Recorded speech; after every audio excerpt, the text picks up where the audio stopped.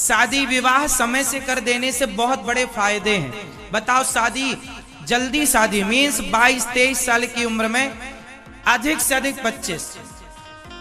यदि 22-23 साल में शादी कर देंगे तो बताओ इसके फायदे क्या हैं? क्या फायदे हैं इसके और नुकसान क्या है? अब आप कहेंगे महाराज जी जल्दी शादी करेंगे तो पढ़ाई का क्या होगा लड़की की और लड़कों की? अरे भाई, पढ़ाई तो ससुराल में भी, यदि लड़का लड़की ससुराल वाले समझदार हैं तो पढ़ाई तो ससुराल में भी हो सकती है, कोई रुकती थोड़ी है। बहुत लड़कियां ससुराल में पढ़ रही हैं, हाँ या ना? जल्दी शादी करने के फायदे क्या हैं वो मैं आपको बताता हूं। बात अच्छी लगे तो समझ लेना, नहीं लगे तो यहीं छोड़ के चले जाना, हम उठा लेंगे, है ना। जल्दी शादी करने से ये होता है कि बच्चे, लड़का लड़की किस उम्र में भटकते हैं ये बताओ? लड़के लड़कियों के भटकने की उम्र यही तो है 20 से 25 साल। 20 से लगभग 20 से और ले लो तो 19 से 25 साल की अवधि, ये जो दूरी है इसमें लड़का लड़की भटकते ज्यादा है, हाँ या ना? बोलो हाँ।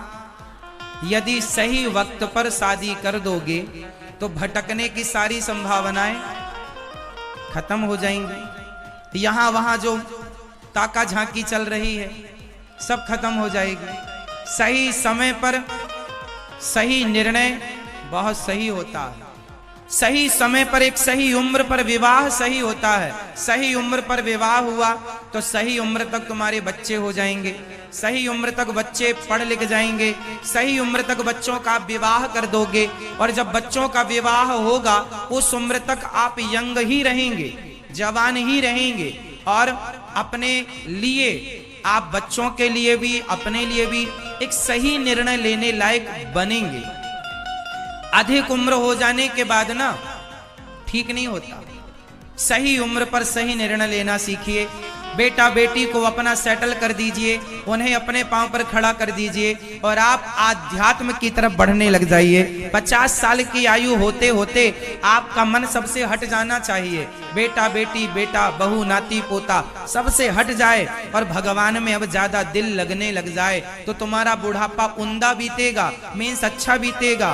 और तुम बुढ़ापे में भी यदि पोता पोतियों में ज्यादा उलझी तो तुम्हारा बुढ़ापा बड़ा दर्दनाक होगा। कुत्ते की मौत मरते हैं फिर लोग, ज्यादा मोह ममता में जो ज्यादा उलझता है। तो बहुत दूर की आप सोचिएगा।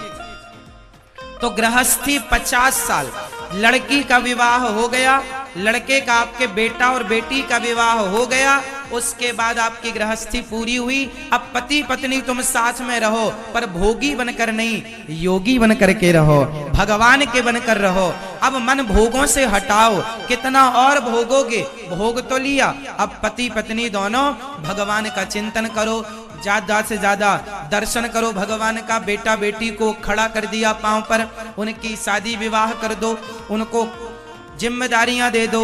अब आप लोग आजाद हो गए अपनी सारी जिम्मेदारियों से, एक समय से आजादी हो गई।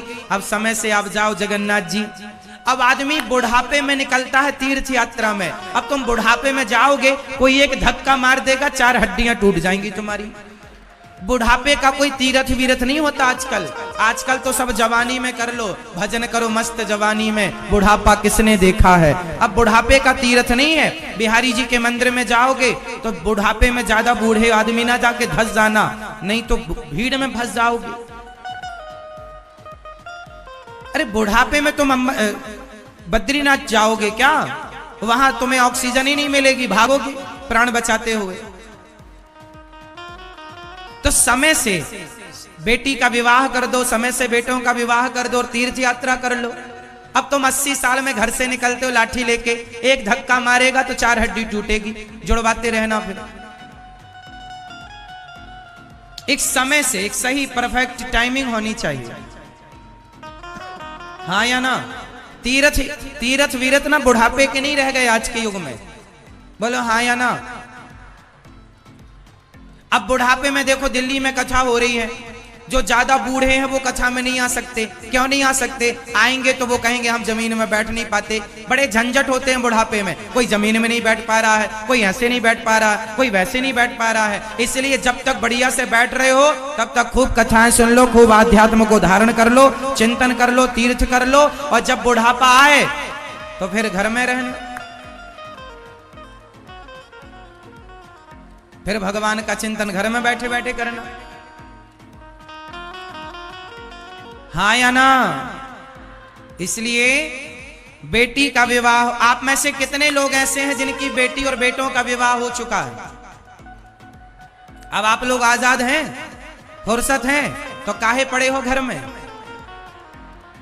हाँ, निकालो अपने मन को संसार से और 1 महीने जगन्नाथ जी रहो, 1 महीने वृंदावन रहो, 1 महीने द्वारिका रहो। हमारे देश में जितने भी तीर्थ स्थल हैं जाओ, जो पैसा तुमने इकट्ठा कर रखा है उस पैसे को लेकर जाओ और थोड़ा थोड़ा तीर्थों में जाकर भगवान का रोज दर्शन करो, रोज सत्संग करो, रोज जगन्नाथ जी का प्रसाद पाओ। सारी दौलत बच्चों को ना दे देना, थोड़ा सा बचा लेना, आधा बच्चों को दे दो, आधा अपने पास रखो कि अब इस पैसे से हम बुढ़ापे में तीर्थ यात्रा करेंगे, दर्शन करेंगे, दान पुण्य करेंगे। सारा ना दे देना, सारा मिल जाएगा तो बेटा बहू निकाल बाहर करेंगे, चल बाहर। इसलिए थोड़ा बचा के रखना अपने पास, है ना। और तीर्थ यात्रा कर लो समय से, और सबसे मन हटाओ। 1 महीने के लिए जगन्नाथ जी जाओ, 1 महीने के लिए द्वारिका जी जाओ, बद्रीनाथ जी, वहां रहो और कथाएं सुनो। तीर्थों में कथाएं होती हैं और भोजन प्रसादी। अब वहां रहोगे तीर्थों में तो कहाँ रहोगे भाई? रहने की जगह, खाने को रोटी तो चाहिए। वृंदावन में तो गौरी गोपाल भगवान की रसोई है कि वहां का आपको रोटी की व्यवस्था नहीं करनी, रोज भर पेट आपको भोजन मिलेगा, दिन भर जब मन करे तब आओ तब पाओ। बाकी हर जगह तो रोटी भी पैसे से मिलेगी आपको। तो उसके लिए जवानी में जो मेहनत की है वो बचाओ और तीर्थ यात्रा में जाओ। और बेटा बेटी से मन क्या करो, धीरे धीरे सबसे मन हटाओ, काम बेटा नहीं आएगा। अच्छा एक बात बताओ, आपका बेटा बहुत अच्छा है, श्रवण कुमार है, तो क्या अच्छे बेटे में भी मन लगाना सही है? आपका बेटा भगवान करे श्रवण कुमार है, आपका बेटा बहुत अच्छा है, फिर भी मन अपना सबसे हटाकर भगवान में ही मन लगाना है। कल्याण तब होगा जब मन भगवान में लगेगा। संसार में लगा रहेगा तो सिवाय दुर्गति के कुछ नहीं होना। दिल्ली में एक सज्जन मर रहे थे, तो डॉक्टर ने कह दिया अब ये 1 घंटे बाद मर जाएंगे। तो उन्होंने कहा जरा बेटे को बुलाओ, जरा बहू को बुलाओ, पोते को बुलाओ। अब बताओ, सारी जिंदगी यही देखा है, बेटा बहू पोता पोती, और मरते समय भी यही देख